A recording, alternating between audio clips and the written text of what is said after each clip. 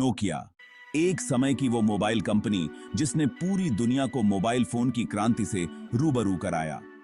90 और 2000 के दशक की शुरुआत में नोकिया एक ऐसा नाम था जिसे हर इंसान पहचानता था। ये वो समय था जब मोबाइल फोन के बारे में सोचते ही नोकिया का नाम सबसे पहले जुबान पर आता था। पर ऐसा क्या हुआ कि ये कंपनी जो कभी मोबाइल इंडस्ट्री का बादशाह थी, धीरे धीरे गुमनामी के अंधेरे में खो गई। नोकिया की शुरुआत 1865 में फिनलैंड में एक पेपर मिल कंपनी के रूप में हुई थी। इस कंपनी का नाम नोकिया कॉरपोरेशन था और यह कई अलग अलग इंडस्ट्रीज में काम करती थी, जैसे केबल्स, रबर और कंज्यूमर इलेक्ट्रॉनिक्स। लेकिन असली टर्निंग पॉइंट तब आया जब कंपनी ने टेलीकम्युनिकेशन की दुनिया में कदम रखा। 1980 के दशक में नोकिया ने मोबाइल फोन पर काम शुरू किया और 1990 के दशक में यह कंपनी मोबाइल फोन इंडस्ट्री में सबसे आगे निकल गई। ने जद्दत की आगे थी राय है। 1992 में नोकिया ने अपना पहला जीएसएम मोबाइल फोन लॉन्च किया, जिसका नाम था नोकिया 111।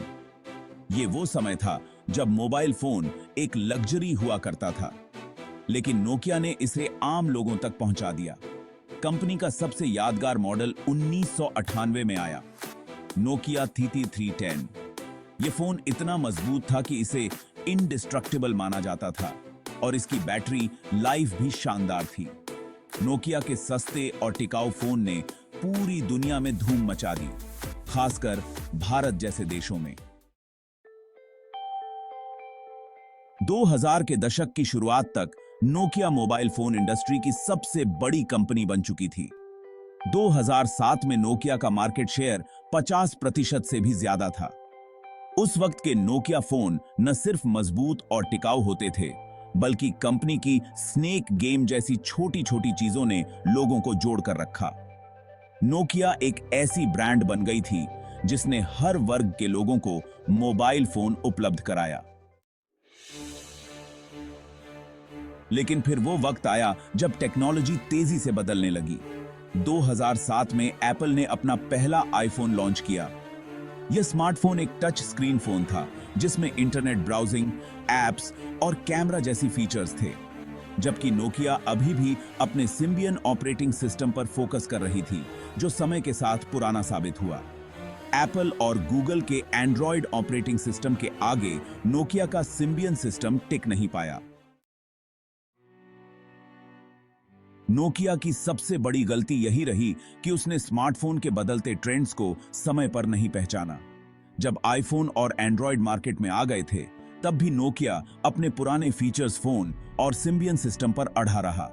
2011 में नोकिया ने माइक्रोसॉफ्ट के साथ हाथ मिलाया और विंडोज फोन ऑपरेटिंग सिस्टम को अपनाया, लेकिन तब तक बहुत देर हो चुकी थी। बाजार में एंड्रॉयड और आईओएस का दबदबा बढ़ चुका था और विंडोज फोन को उपभोक्ताओं ने खास पसंद नहीं किया।